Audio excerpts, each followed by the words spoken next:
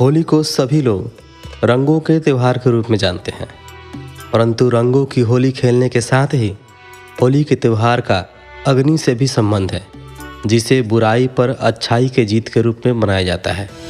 यह दिन होता है होलिका दहन का।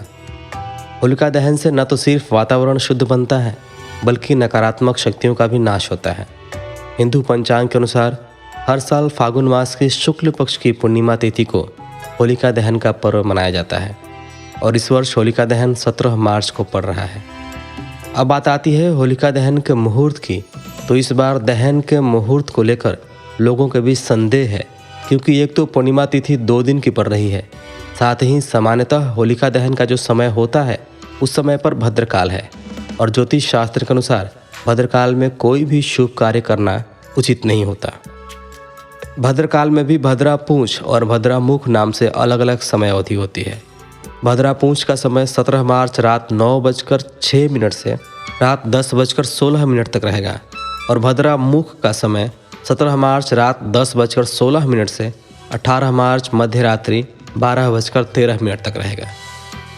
होलिका दहन के लिए भद्रा मुक्त पूर्णिमा तिथि का होना बहुत ज़रूरी है। हिंदू शास्त्रों में भद्रा काल को अशुभ माना गया है। ऐसी मान्यता है कि भद्रा काल में किया गया कोई भी काम सफल नहीं होता और उसके अशुभ परिणाम मिलते हैं। तो इस परिस्थिति में क्या किया जाए, चलिए आपको बताते हैं। यदि भद्रा मध्य रात्रि तक व्याप्त हो तो ऐसी परिस्थिति में भद्रा पूछ के दौरान होलिका दहन किया जा सकता है। भद्रा मुख में होलिका दहन कदाचित नहीं करना चाहिए। भद्रा मुख में किया होली दहन अनिष्ट का स्वागत करने के जैसा है।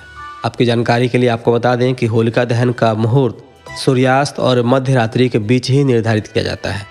इसी के साथ वास्तुशास्त्र के अनुसार होलिका दहन के बाद होली की राख को लाकर घर के आग्नेय कोण यानी साउथ ईस्ट दिशा में रखें, क्योंकि आग्नेय कोण का संबंध अग्नि तत्व से है। ऐसा करने से घर से नकारात्मकता दूर होती है। होलिका दहन से पहले उस दिन सुबह होलिका का पूजन भी किया जाता है। होलिका का पूजन करते समय उत्तर या पूर्व दिशा की ओर मुख करके बैठना चाहिए। पूजा करने के लिए आपको 1 लोटा जल, फूलों की माला, रोली, चावल, कच्चा सूत, जिसे होलिका के चारों ओर 3 या 7 परिक्रमा कर लपेटना चाहिए, गुड़, साबुत हल्दी, मूंग, गुलाल, नारियल आदि की आवश्यकता होगी। इसी के साथ किसी भी नए धान्य जैसे कि गेहूं और चना का प्रयोग भी आप कर सकते हैं। साथ ही होलिका की पूजा के लिए गाय के गोबर से बने उपले भी इस्तेमाल किए जाते हैं, जिन्हें बड़कुले कहा जाता है। इन्हीं सब चीज़ों के प्रयोग से आप अपनी पूजा संपन्न कर सकते हैं और अगले दिन रंगों की होली भी खूब उल्लास के साथ खेल सकते हैं।